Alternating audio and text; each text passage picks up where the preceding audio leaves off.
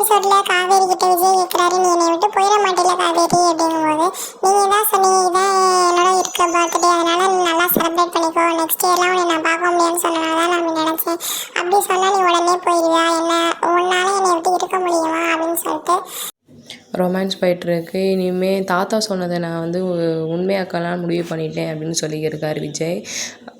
இந்த சைடு குமரனும் கங்காவும் கடைக்கு போகலாம் அப்படின்னு சொல்ல கிளம்பும்போது டேரக்டர் சார் கால் பண்ணுறாங்க, இன்றைக்கி ஷூட்டருக்கு வந்துடுங்க அப்படின்னு சொல்லும்போது கங்கா சரி நீங்கள் நல்லபடியாக கிளம்பிங்க அப்படின்னு சொல்லிட்டு ஒரு மாதிரி கடுன்னு பேசிக்கிறாங்க. அவங்க அம்மா திட்டுறாங்க, போகிறவங்களும் ஒழுங்காக ஆளியன் போய் ஏன் அப்படி சிடுன்னு பேசுகிறாங்க, போய் தம்பி ஒழுங்காக நடிக்க முடியுமா அப்படின்னு சொல்கிறாங்க. காவேரி வந்துட்டு மாமா நீங்கள் ஃப்யூச்சரில் நல்ல பெரிய ஆக்டர் ஆகுவீங்க அப்படின்னு சொல்லும்போது குமரன் சொல்கிறாரு, நானும் விஜய் வாங்கி கொடுத்த மாதிரி ஒரு வீடு வாங்கி கொடுப்பேன் அப்படிங்கிறாரு. நிவின் அவங்களோட பர்ஸை தேடிக்கி இருக்கும்போது நீங்கள் எவ்வளோ தேடினாலும் கிடைக்காது அப்படின்னு சொல்கிறாங்க யமுனா. நான் காவேரியோட ஃபோட்டோவெல்லாம் அவங்க பர்த்டே அன்றைக்கே கொண்டு கொடுத்துட்டேன். அப்போ நிவின் சொல்கிறாரு, நீ இவ்வளோ செல்ஃபிஷாக இருப்பேன்னு நினச்சி கூட பார்க்கல, செல்ஃபிஸுங்கிற பேரில் அவளோட லைஃபையும் ஸ்பாயில் பண்ணிக்கிருக்கா, அவள் எல்லாமே உங்களை பற்றி மட்டும் தான் திங்க் பண்ணிகிட்டு இருப்பா அப்படின்னு சொல்லிட்டு நிவின் சாப்பிட கீழே வந்துடுறாங்க.